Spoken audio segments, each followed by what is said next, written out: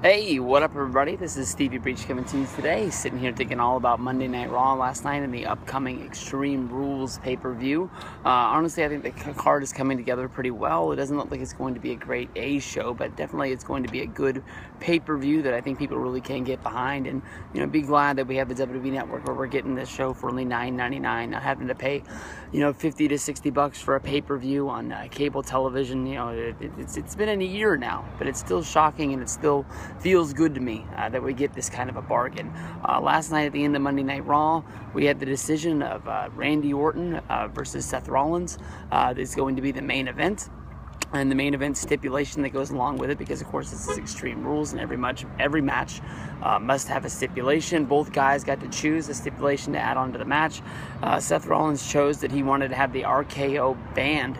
It's been a long time since I've seen Randy Orton win a match basically any other way other than using the RKO. I'm sure some people can find some matches where he schoolboyed and rolled somebody up, but I can't even really think of a submission maneuver that Randy Orton has inside of his arsenal.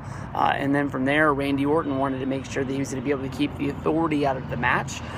Because of that, he wanted to keep J&J Security, Big Show, Kane, and others out of there. So he chose to have a steel cage match. The typical mistake from a babyface in this match, basically making it where it's going to be basically making it where it's going to be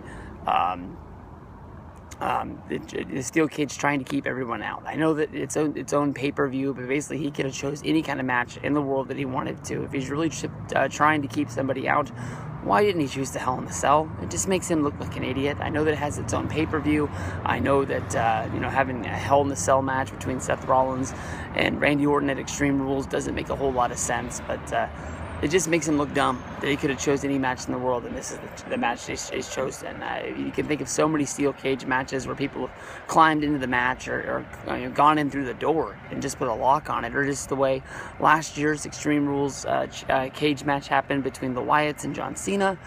Basically, with the Wyatts coming down to ringside, scaring John Cena from exiting the cage. He wouldn't have won the match, but I guess he would have got his ass kicked. He didn't even want to jump off of the cage down onto the vintner, where he basically would have squashed the guy and laid him out.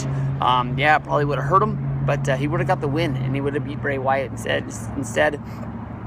Luke Harper and Eric Rowan were able to keep him inside of the cage until the point where the little boy came out and did that thing where he sang the song to John Cena with the sheep mask on, and it was a hell of a finish. It didn't really go anywhere, but at least Bray got to win a match. The last match that I can remember him winning was that cage match in Extreme Rules last year. But Orton versus Rollins, I'm not really thinking that Orton's going to win this match, but I'm thinking that it's going to be a damn good match. And steel cage match to main event the pay-per-view, it's going to be pretty good. I got good sights on this.